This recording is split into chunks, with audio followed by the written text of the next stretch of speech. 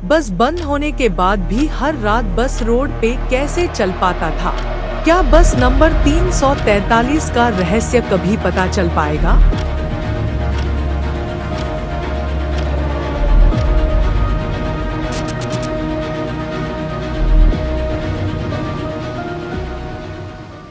कई दशकों से चलता आ रहा एक बस, जिसका नंबर 343 था, वह अपनी पुरानी हालत के कारण उसे डिस्कंटिन्यूड कर दिया जाता है। पर वह हर रात अपने यात्रियों को उनके मंजिल तक छोड़ने जाती थी। जिस रास्ते से यह बस जाती थी, वह सुनसान और जंगल से घिरा हुआ था। वहां बहुत ही कम लोग जाते थे। जो भी उस रास्ते से रात में जाता, उसे वह बस मिलती तो उसमें बैठकर चला जाता। वह करीब 1.5 साल चलने के बाद एक बार बस कम्युनिटी ने फैसला किया कि पुरानी बसों से किसी तरह मुनाफा निकाला जाए। उसके बाद जांच की गई कि सारी बंद की गई बसों को तोड़कर उन्हें बेचकर कुछ नई बसें खरीदी जाएंगी। पर वहां एक दिक्कत थी। जो बस नंबर 343 थी, वह बस गायब थी। बाकी सारी बसें उपलब्ध थी।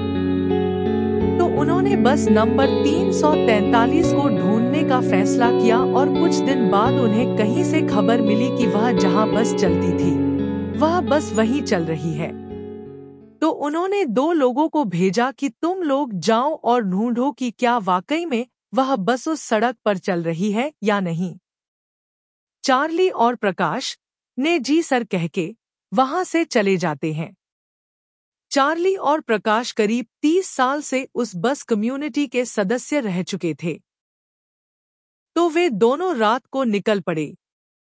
उसमें चार्ली कहता है, भाई चलो आज देखते हैं कि वह बस कैसे चल रही है। उसके बाद प्रकाश कहता है, यह वही बस है ना भाई जिसे नवीन और आकाश चलाते थे। फिर चार्ली कहता है, हाँ यार, यह वही बस है जिसे नवीन और आकाश चलाते थे। भाई बड़ा याराना था उन दोनों में। फिर प्रकाश कहता है, यार कौन सी वह मनहूस घड़ी थी जिसमें यह दोनों गुजर गए। फिर चार्ली कहता है, भाई तुम्हें थोड़ा अजीब नहीं लग रहा? प्रकाश कहता है, क्यों, क्या बात है? तो चार्ली कहता है, जिस बस को बंद कर दिया गया था, वह बस कैसे सड़क पर चल रही है? तो प्रकाश कहता है, सीधी सी तो बात है, किसी ने चुराया होगा। तो चार्ली कहता है, अगर बस को चुराया होता तो उस बस को उसी सड़क पर ही क्यों चला रहा है जैसे वह बस पहले से चलती थी? फिर प्रकाश कहता है, देखते हैं भाई, आज तो पता चल ही जाएगा।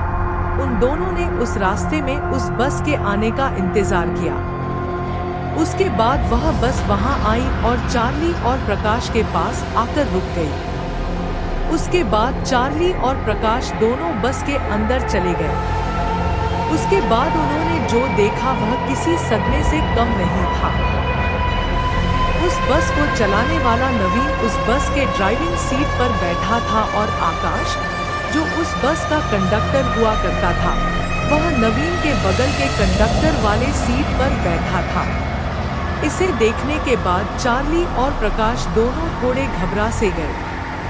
उसके बाद प्रकाश हिम्मत करके पूछता है, नवीन और आकाश, तुम दोनों तो एक सड़क हादसे में मर गए थे ना?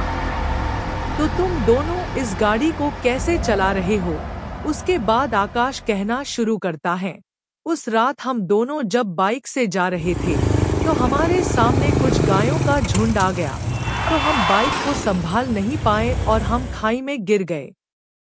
पर हम मर तो गए, पर हम इस दुनिया से जा नहीं पाए क्योंकि हमारा परिवार हमारा घर में इंतजार कर रहा था।